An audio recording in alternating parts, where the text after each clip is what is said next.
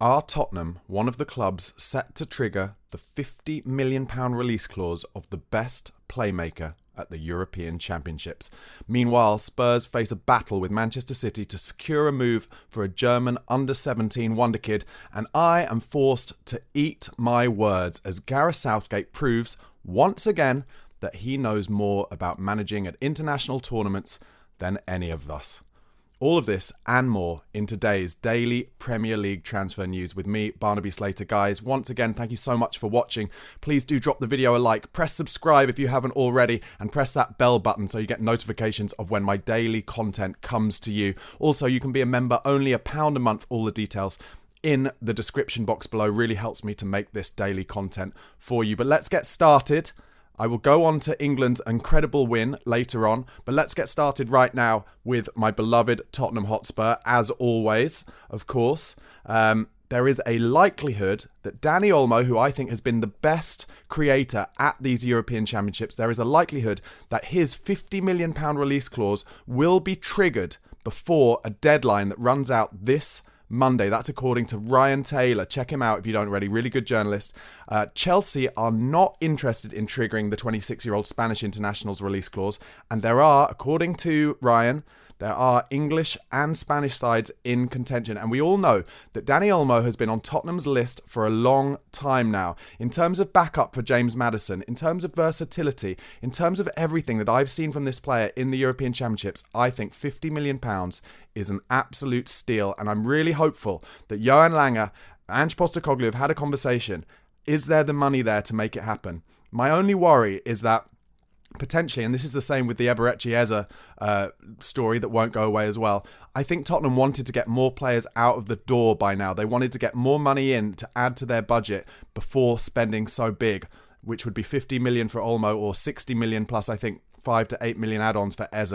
I think they would only go for one of those two players. His £50 million release clause at Leipzig, as I said, runs out this Monday. Obviously, Spain play England in the final of the Euros on Sunday night. But everything I'm hearing is that clubs are circling, and I do fully hope that Tottenham Hotspur are one of them. I'd love us to put a bid in for that. For him. Sky Sports are reporting that. Meanwhile, Hertha Berlin youngster Boris Lum is on Tottenham's radar this summer. He has apparently met Tottenham 3 times for talks and has visited the training ground and watched Spurs live in action from the ground last season. He has a €5 million release clause in his Hertha Berlin contract. A real young, talented player. Interesting to see if Tottenham get that one through over the line. As I've said a number of times, Tottenham's transfer strategy at the moment is, top level players who can really affect the first team straight away. And I think we'll be looking to get one of those in, probably a marquee signing. So we're looking at an Olmo or an Eze, maybe an Ivan Toney if Richarlison goes. But then these young, hungry wonder kids, exciting young players who can grow within the academy if they're young enough, or within the kind of first team squad. And then potentially all grow up together to make an incredible, young, exciting team over the next 3 or 4 years. In terms of outgoings, the Emerson Royal story to AC Milan, it rumbles on, frankly. It rumbles on. AC Milan apparently working with confidence that the deal will happen. No agreement on the fee as yet. Spurs want over 20 million euros. AC Milan's initial bid was lower than 15 million euros.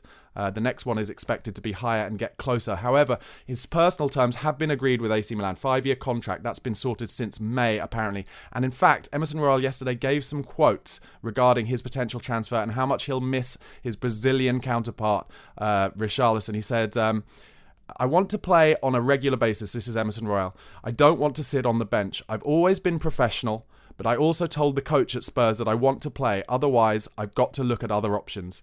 The Pigeon, by which he means Richarlison, of course, is very special. He's a very good kid with a huge heart. In the last year, we got very close. He had problems. He isolated himself from everyone. He didn't want to talk to anyone. I was one of the people who managed to help him. I did psychological follow-up, and it helped me a lot too. I've improved as a person. I told him about the experience and told him to try the same. We had lunch and dinner together. I think they're really lovely quotes from Emerson Royal. Look, I've been pretty honest with all of you guys. Emerson Royal is not a good player for an Ange Postecoglou side. He's a good defender at right back, but he cannot play with the ball, and he's not good enough going forward. He's the least Brazilian footballer I've ever seen in terms of his ability on the ball. But is he a good character around the squad? Absolutely. Is he a good guy? Absolutely. And has he helped Richarlison with his mental health problems? Yes. And he deserves a lot of credit for that. Listen, as far as I'm concerned, if we can get that 15, 20 million euros, just get it in and say goodbye to Emerson Royal and thank you for everything you've done for the club. But it's just not a fit with our current manager. So hopefully we can get that done sooner rather than later so that maybe some of that money can be used for like the marquee signing that I'm talking about. Meanwhile, Sergio Reguilon, another player who's on the transfer list, apparently Spurs are willing to lose over £20 million on him to offload him. Apparently a fee of just £10 million will be enough to prize him away from the club, which is about 22 million less than his original fee. I think that's a little bit of a misnomer because I think his original fee of over £30 million was with performance-related add-ons, and I don't think he will have reached them for Spurs. So I don't think it'll have been quite as much as that. But yeah, I think if we can get, honestly, for Reguilon in the way that his career is, even though he did well at Man United, I was talking to a Man United fan last night and they were saying how well Reguilon did for them, and they were surprised that they didn't keep him on for the second half of the season. But I think we'd be looking to get maximum kind of £8 million for Sergio Reguilon. What do you think in the comments? What do you think we could get for him? Meanwhile, I've mentioned Eberechi Eze. Apparently, Manchester City, who earlier in the week were being linked with being willing to trigger his £60 million release clause. Now, according to The Athletic, Man City are not currently planning a move for Eberechi Eze, potentially leaving the door open for Tottenham Hotspur. Get the deal done. We know that England are going to be back one way or the other as winners or runners-up of the Euros on Sunday. I'll be talking more about that later. But Eze will be back in the country after that. He needs a holiday, but get talking to his agent. Come on, Tottenham. Get the deal done. Meanwhile, Southampton have now agreed terms, apparently, to replace Kyle Walker-Peters, who Tottenham are interested in signing. And once they've got that deal for the replacement, I'm not exactly sure who it is, but once they've got it through got it over the line and through the door, got the replacement through the door, Kyle Walker-Peters will leave Southampton apparently, and Tottenham are still interested in him. I've said it before, I'll say it again. I don't know why Kyle Walker-Peters would come to Spurs as just a backup when he was a backup at Spurs before. He wouldn't be a guaranteed name on the team sheet. Yes, he's very versatile. He's club trained. He's homegrown. So it ticks a lot of boxes for Spurs. But in terms of his motivation and presumably desire to improve his career, I'm not sure it's the right move for him.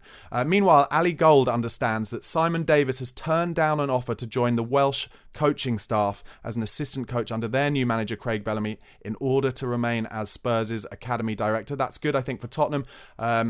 Retain some continuity as we try and improve the academy, invest in the academy, and make it as successful as, say, Chelsea's academy or Man City's academy has been over the past few years. We had a very good academy season last season, won a few trophies, so we need that continuity. So Simon Davis staying, I think, is a good thing.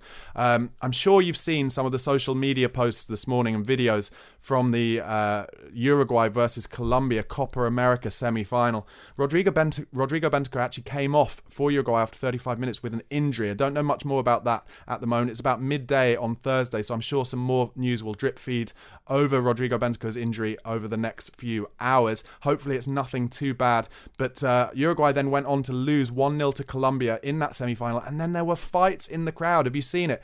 Darwin Núñez from Liverpool actually, throwing fists and defending himself against punches from the crowd, and Rodrigo Bentancur obviously not so injured that he couldn't get involved because he then threw a bottle into the crowd as well. Not a good look. Bentancur seemingly this summer just desperate to get himself suspended from all types of football. Very strange decision making to throw a bottle into the crowd. On to some more wide-ranging transfer news now. Paris Saint-Germain apparently set to rival Manchester United in the race to sign Benfica's 19-year-old Portuguese midfielder João Neves. He's a real wonder kid. Lots of big clubs interested in him. Be interesting to see if he comes to the Premier League. Man United also apparently, that they're trying to sell Jadon Sancho this summer because Erik ten Hag has stayed. Well, he's keen to go to Juventus, and apparently Federico Chiesa, who's been linked with Spurs all this summer as well, he might go to Old Trafford as part of that deal. That's according to Gazzetta in Italy. Meanwhile, over to St James's Park, and Newcastle co-owners Amanda Staveley and Mehrdad Ghannouchi, who are the two people who really put together that deal for the Saudi Public Investment Fund, to take over at Newcastle. Well, they are leaving the club now. They're the kind of two faces of that deal. They will be leaving their club, and their share of the club will be sold, apparently, to the Public Investment Fund and the Reuben brothers, who are the other owners of Newcastle. Over to Aston Villa. Philip Coutinho didn't really play at all for them last season, did he? And he's now completed his move to Vasco da Gama in Brazil. He said, "It's a feeling of great happiness. I've lived abroad for a long time, so it really is a feeling of coming home to the place where I grew up, to the place I love, the club I love." Coutinho, when he played for Liverpool, was an outstanding player. Scored a number of goals against Spurs where he whipped it into the far corner. He then went off to Barcelona, didn't he? And then he came back to Villa. Hasn't really worked out there, but he was a top Premier League player. Over to South London and Arsenal. They are apparently interested in a central midfielder this summer, and one player of interest to them is Real Sociedad's Mikel Merino. That's according to The Athletic. And now it's time for me to talk about, it's the morning after the night before. Last night's England 2, Holland 1 European Championship semi-final. Wow. What a night. Let me know in the comments what you made of it all. I have to say, I have to eat humble pie. Gareth Southgate got them properly playing. That first half, the best we have played by miles this tournament. And I was really wondering, were we playing like that because we're playing for the first time a team where they weren't the underdogs? Were Holland kind of coming at us a little bit more, and therefore we found a lot of space? It seemed to me like we had an overload in central midfield, and Phil Foden really got on the ball beautifully throughout that first half, and really great desire and motivation to get back from that beautiful goal from Xavi Simons, in the top corner in the kind of 7th or 8th minute. But before that as well, actually, and after that in that first half, we really took them apart. I thought Kobbie Mainoo had the best game I've ever seen him play. Very impressed with him. I was a bit worried about him before the tournament. I thought Kyle Walker had his best game for England as well. The key, I've said this before, but the key to having Kyle Walker on the right of the three for England is that he is just able to use his pace to sweep up anything, any kind of long balls. Holland were playing a lot of long balls yesterday up to Wout Weghorst, and there were some flick-ons, but anything that got behind the kind of Stones or Gay kind of trying to win the first header, Walker was able to sweep up. I remember one particular challenge, I think in the first half, where he just slid in and got a really important block on the ball. So although Walker, when he was playing at right back earlier in the tournament, was very poor when he got past the halfway line, I think playing him on the right of the three really works for him and works for England. Bukayo Saka, I have to say, it's very difficult to say as a Spurs fan, but he is a wonderful footballer. Arsenal are so lucky to have him, and he thought he was terrific yesterday, kind of playing in this unconventional kind of right wing back role for him, but it enables him, because there are three centre-backs behind him, it enables him to be very high and very wide, and the Dutch didn't like it. And I've got to say, Harry Kane, he played much better yesterday. I'll still stick to what I think. I think he's about 40% off it. I think he's probably playing with pain-killing injections, and that's why Gareth Southgate is taking him off, where normally he would never take off the country's talisman, the country's top scorer. But it was a great decision, wasn't it? Because Ollie Watkins, in that last minute, what a finish. It was Kane-esque. It was Kane at his best-esque. One touch, bang, across the keeper. What a moment. What limbs. Unbelievable. Let me know in the comments where you were for that, how you celebrated. I was with a number of friends watching on a big screen, and I just jumped up, but it was weird. It wasn't like me jumping up because I was so ecstatic. I was just so surprised. I didn't think Watkins had it in him to make that finish from there. Lovely ball from Cole Palmer as well. And now, because Kane scored his penalty, great pen, by the way. A lot of people in the room I was watching with were saying, Kane missed his last penalty in a big moment like this against France in the World Cup in Qatar. I will stick to the fact, in my opinion, Harry Kane missed that second penalty against France for these reasons. He'd scored the first one earlier in the game, and what Kane does before a match is he decides where he's going to hit his penalty for that match. So he'd hit his first one to Lloris's left, and then suddenly he gets another one, and not only is he only practiced going to the left, but he knows that Hugo Lloris, because they played with each other for so long at Spurs, he knows that he practices one way and one way only. So Lloris knows he's going to go the same way.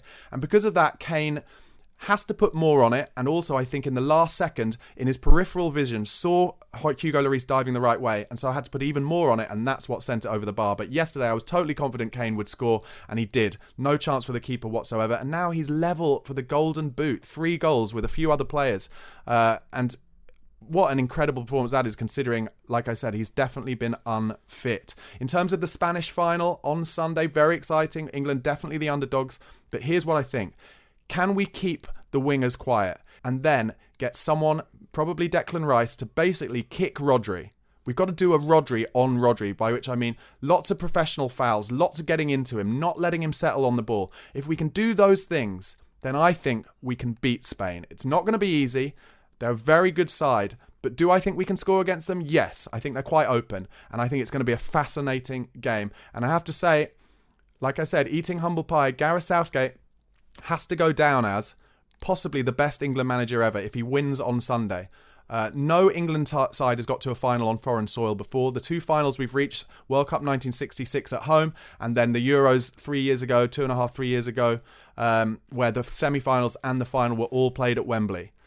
So Southgate, he could become Sir Gareth of Southgate this weekend. And actually, according to Telefootball, he is in line for a knighthood if England win the Euros and could receive one even if they don't. And I think that's fair enough, even if we're only runners-up. But I think Southgate will have learned. He's reached a lot of finals. When he was the England under-21 manager, he reached a number of finals, didn't win any of them. Then obviously at Wembley, got to the final against Italy and lost heartbreakingly on penalties. I think he will have learned from all of these finals. And I also think, maybe naively, because Spain have won these tournaments before in the last 10, 15 years, maybe, just a couple of percentage points, not lack of motivation, but less motivation than these England players who can make themselves historic. They can make themselves legends. I don't know.